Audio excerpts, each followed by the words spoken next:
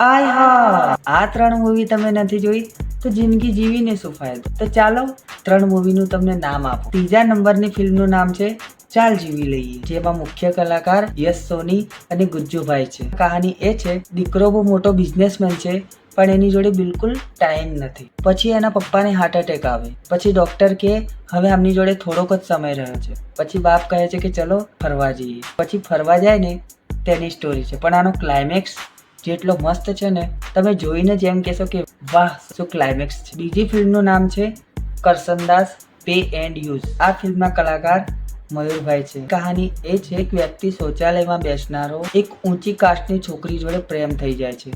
અને પ્રથમ નંબર પર જે ફિલ્મ છે ને અત્યારે ખૂબ જ ચર્ચામાં છે, જે ફિલ્મનું નામ છે લાલો, શ્રી કૃષ્ણ સદાય સહાયથી.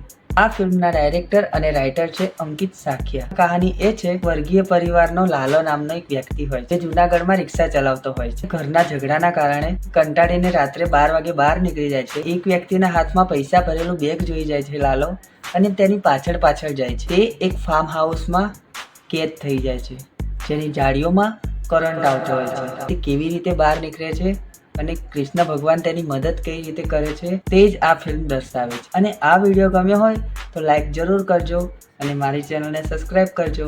તો મળીએ આગલા વિડીયોમાં.